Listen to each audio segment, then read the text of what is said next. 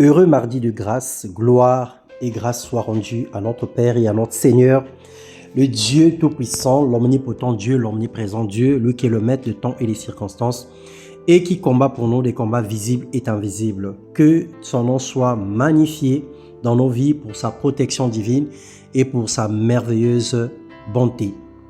Bien-aimés dans le Seigneur, bienvenue dans ce partage. Ce matin, nous allons partager la parole de Dieu et le thème de notre méditation, entre les mains de Dieu. Dans les Psaumes, le chapitre 31, les versets 4 et 6, il est écrit « Car tu es mon rocher, ma forteresse, et à cause de ton nom, tu me conduiras, tu me dirigeras, tu me feras sortir du filet qu'ils m'ont tendu, car tu es mon protecteur. Je remets mon esprit entre tes mains, tu me délivreras, éternel Dieu de vérité. » Bien-aimé dans le Seigneur, un simple bâton entre les mains. Moïse fit des merveilles à cause de l'Éternel qui conduisait sa vie. L'Éternel lui dit dans Exode 4, le verset 2 à 4, « Qu'y a-t-il dans ta main ?» Il répondit, « Une verge. » L'Éternel dit, « Jette-la par terre. » Il la jeta par terre et elle devint un serpent.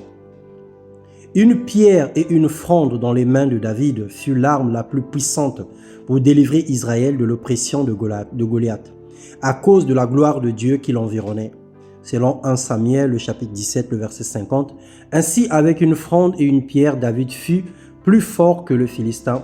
Il le terrassa et il lui ôta la vie sans avoir d'épée à la main. » Une fois de plus encore, des mouchoirs à peine touchaient le corps de Paul guérissaient les malades à cause de l'onction divine qui était sur lui, qui se reposait sur lui. Acte 19, 11 à 12. « Et Dieu faisait des miracles extraordinaires par les mains de Paul, au point qu'on appliquait sur les malades des linges ou des mouchoirs qui avaient touché son corps, et les maladies qui les quittaient et les esprits malins sortaient. » Bien-aimé dans le Seigneur, tout dépend entre les mains de qui tu as donné ta vie. Tout dépend entre les mains de qui tu as confié ton âme. Si tu confies ta vie entre les mains de Dieu, qui a conduit la vie de Moïse dans le désert, qui a donné la victoire à David sur Goliath et qui a transformé la vie de Saul de Tarse en Paul, tu seras à jamais heureux et victorieux. Le Seigneur t'appelle ce soir, sèche tes larmes, confie-toi en Dieu de tout ton cœur et tu auras la victoire. Il est le maître de temps et des circonstances, il est l'Éternel des armées, il nous connaît mieux que nous-mêmes. Il est celui qui combat pour nous des combats visibles et invisibles et il tient le monde entier entre ses mains.